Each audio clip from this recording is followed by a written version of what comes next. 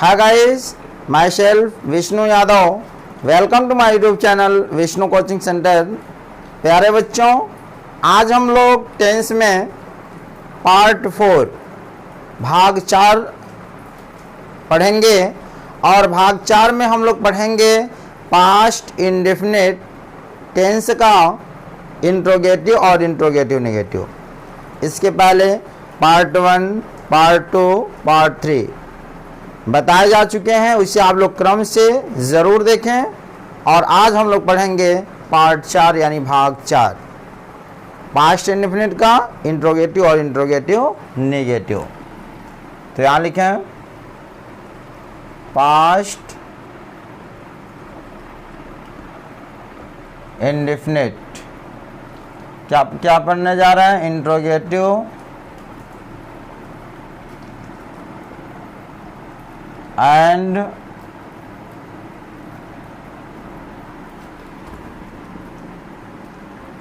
Interrogative negative.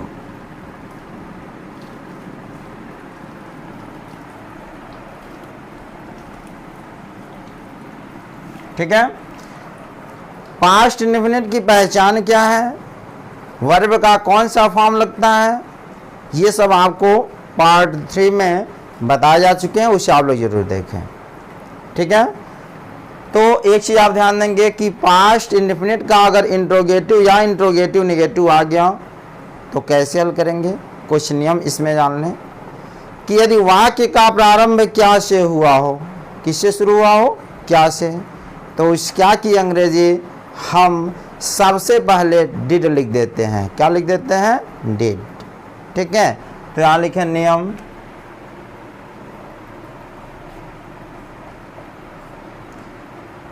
यदि वाक्य का प्रारंभ क्या से हुआ हो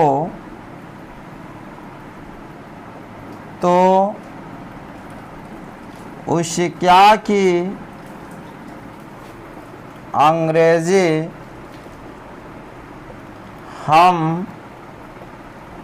हम वाक्य के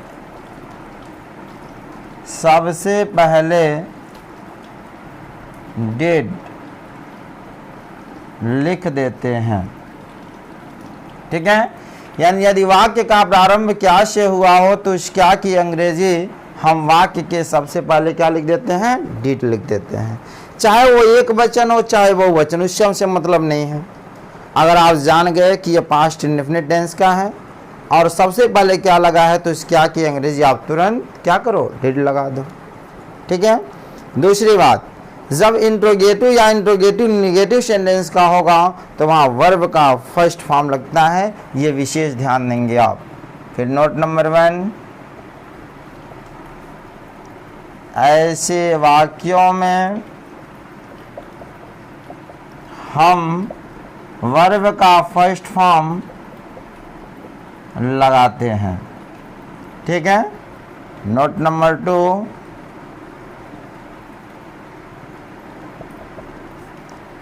वाक्य के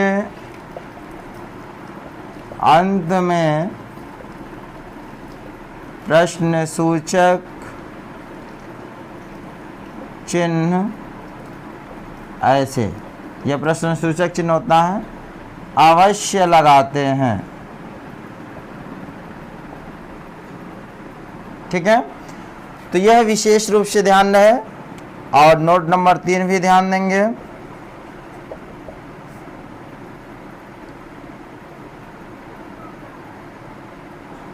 ऐसे वाक्यों में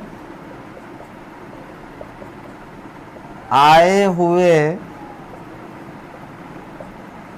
कल की अंग्रेजी हम यस्टरडे लिख देते हैं। ठीक है। यानी ऐसे वाक्यों में आए हुए कल की अंग्रेजी हम स्टर्डे लिख देते हैं। सीधी सी बात ये समझो, अगर यह वाक्य पास्ट इंडेफिनिट टेंस का हो और इसमें कल आ जाए, जैसे वह कल स्कूल नहीं गई, ठीक है, तो वहाँ कल की अंग्रेजी क्या होगी? स्टरडे होगी। पास्ट इंडेफिनिट का जब भी वाक्य हो और वहाँ कल आ जाए तो इस कल की अंग्रेजी क्या लिखेंगे? यस्टरडे। ये विशेष रूप से ध्यान दीजिएगा। ये वीडियो तो आप देख रहे हो, ठीक है, लेकिन पार्ट 3 ज़रूर देखना, क्योंकि इसमें बताया गया है कि कैसे आप पहचानोगे कि यह पास्ट इंडेफिनिट है, ठीक है। तो क्रम से टेंस को पढ़ें तो बहुत ही आनंद आएगा पढ़ने में। तो इसे आप लोग नोट कर लें। तो चलें हम आगे। नोट हो गया? बहुत बढ़िया। प्यारे बच्चों, अगर हमारे इस चैनल पर नए हैं तो चैनल को सब्सक्राइब ज़रूर करें। इससे क्या होगा कि जैसे ही मैं वीडियो अपलोड करूंगा उसका नोटिफिकेशन आपको तुरंत मिलेंगे। चलिए, फार्मूला क्या हो जाएगा? अगर सबसे पहले क्या लिखा हो, ठीक है जी, तो क्या की अंग्रेजी क्या हो जाएगा? डिड प्लस सब्जेक्ट, अगर नहीं है तब नॉट लगाना, ठीक है, और नॉट नहीं रहेगा, नहीं का प्रयोग नहीं रहेगा तो नॉट को मत लगाना। तो did plus subject plus not plus verb का फर्स्ट फॉर्म प्लस ऑब्जेक्ट, ठीक है। जैसे फर्स्ट, क्या तुमने अपना पाठ याद किया? क्या तुमने अपना पाठ याद किया? सेकंड देखते हैं, क्या कुम्हार ने कल बर्तन बनाए? थर्ड, क्या मोहन स्कूल नहीं गया? ठीक है, यहाँ समझने का प्रयास करें। लास्ट में यहाँ आया मतलब ये पास्ट इंडेफिनिट हो गया, और यहाँ क्वेश्चन मार्क लगा है ना, यानी क्या है? इंट्रोगेटिव सेंटेंस क्या है। सबसे पहले क्या आया कि नहीं आया। अब क्या की अंग्रेजी आप सीधे क्या लिखोगे? डिड, तो लिखो डिड। अब उसके बाद सब्जेक्ट को ढूंढना है। सब्जेक्ट क्या है? तुमने। क्या के जस्ट बगल में जो होता है वही सब्जेक्ट होता है, तो तुमने की अंग्रेजी क्या होता है जी? यू। Did you. अब उसके बाद इसमें नॉट लगेगा क्या? देखो नॉट नहीं लगा, क्योंकि इस सेंटेंस में नहीं का प्रयोग नहीं हुआ है। तो डिड यू, नॉट को भूल जाओ। फिर वर्ब, वर्ब लास्ट में रहता है। देखो याद किया, याद करने की अंग्रेजी क्या होती है? Learn, LEARN। Did you learn. अब क्या बचा? अपना पाठ। अब एक चीज ध्यान देना, अगर आई है तो आई के साथ अपने के लिए माई लगता है, यू है तो अपने के साथ योर लगता है। ये आपको ध्यान देना होगा, ठीक है। तो यहाँ यू है ना, तो अपने के लिए अंग्रेजी क्या हो जाएगी? योर, योर लेसन, ठीक है। तो did you learn your lesson. अपना यू है तो यू के साथ अपने की अंग्रेजी क्या होगी? योर हो जाएगा। तो did you learn your lesson. तो पहला समझ में आया। तो चलें सेकंड, क्या कुम्हार ने कल बर्तन बनाए? आप देखो क्या आया बोलो, और ये आ गया कि नहीं आ गया? पास्ट इंडेफिनिट हो गया। अब क्या की अंग्रेजी? डिड हो गया। सब्जेक्ट क्या है जी? कुम्हार। कुम्हार की अंग्रेजी क्या होती है जी? कुम्हार की अंग्रेजी क्या होती है? पॉटर, यानी डिड द पॉटर, ठीक है। क्या नॉट लगेगा? नहीं, इसमें नहीं का प्रयोग नहीं है। वर्ब लास्ट में, बनाए, बनाना का अंग्रेजी क्या होता है? मेक। उसके बाद क्या? बर्तन ना, तो बर्तन की अंग्रेजी क्या हो जाएगी? Pots. Did the Potter make pots, क्या बचा है? कल। अब कल की अंग्रेजी क्या होगा? Yesterday, YESTERDAY। मैंने आपको लिखाया था नोट में कि अगर पास्ट इंडेफिनिट वाले वाक्य में कल आ जाए तो उस कल की अंग्रेजी हम क्या लिखते हैं? यस्टरडे लिखते हैं। तो हो जाएगा did the Potter make pots yesterday. ठीक। क्या मोहन स्कूल नहीं गया? अब देखिए क्या आया, तो डिड हो गया। अब डिड के बाद फिर सब्जेक्ट को ढूंढो, सब्जेक्ट कौन है? मोहन, डिड मोहन। क्या इसमें नहीं का प्रयोग है? बिल्कुल है नहीं, तो क्या लग जाएगा? नॉट। फिर वर्ब, वर्ब लास्ट में रहता, गया, जाने की अंग्रेजी go to school. Did Mohan not go to school. तो प्यारे बच्चों, आप लोगों को इंट्रोगेटिव, इंट्रोगेटिव, नेगेटिव कि ये सभी प्रश्न समझ में आए कि नहीं आए, तो इसे आप लोग अच्छे से नोट कर लें, तो फिर मैं आगे चलूँ। अच्छे से नोट करते चलें, फेयर बनाते चलें आप लोग। एक चीज़, जैसा कि आप लोगों को मैंने प्रेजेंट इंडेफिनिट टेंस में बताया था कि आपको अपने मेहमानों को, अपने अतिथि को पहचानना होगा। कितना भी भीड़ हो तो भीड़ में आप अपने मेहमान को पहचान लेते हो ना। वो मेहमान आपके कौन है? नाना, नानी, फूआ, फुफ्फा, इनको पहचानना है। तो ये मेहमान कौन से हैं? क्या, कब, कहाँ, क्यों, कैसे। अगर ये लोग बीच में कहीं भी दिखाई दें, आप उनको पकड़िएगा, भाई इज्जत के साथ कहिएगा, चलिए आइए हमारे घर, स्वागत है, नाश्ता पानी करिए, तब जाके अपने घर को प्रस्थान करिएगा। तो जो ये लोग अगर आपको मिल जाए तो इनको सबसे पहले उठा के करिएगा, ठीक है? सबसे पहला स्थान, सबसे पहले इनको भोजन कराइएगा। तो चलें वही नियम लिखते हैं, क्या कि यदि वाक्य के बीच में क्या, कब, कहाँ, क्यों, कैसे आदि शब्द आए तो अंग्रेजी में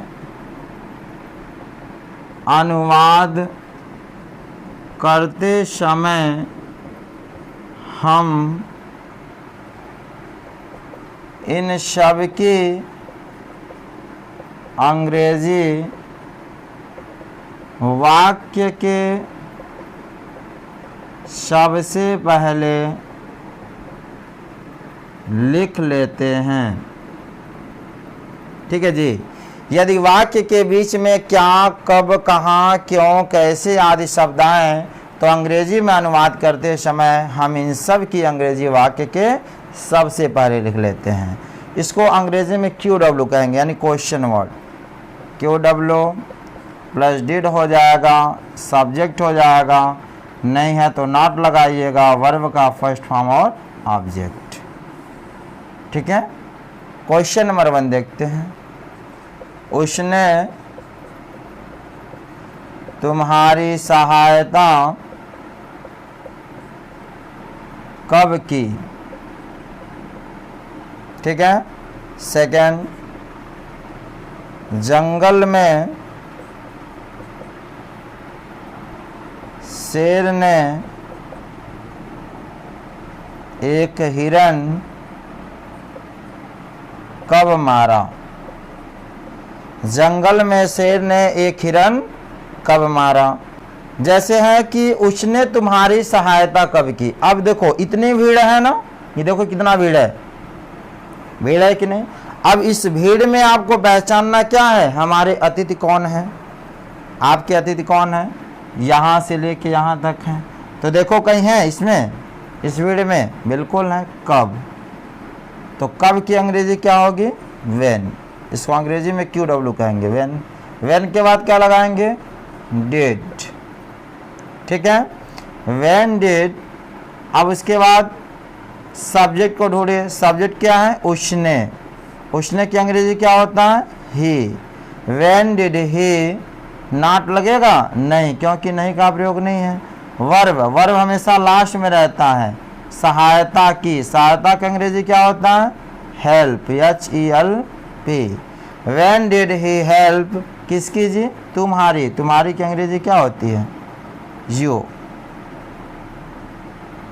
when did he help you, उसने तुम्हारी सहायता कब की?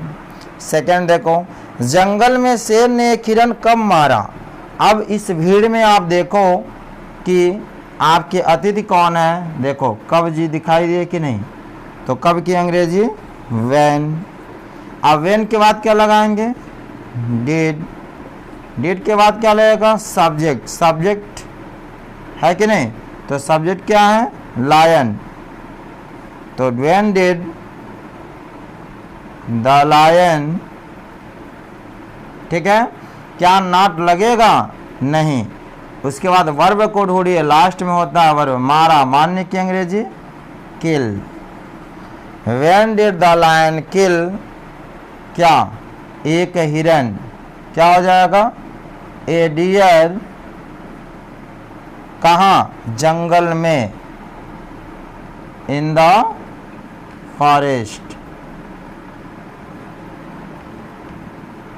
ठीक है। When did the lion kill a deer in the forest, समझ में आया? नोट हो गया? चलिए अंतिम नियम देखें।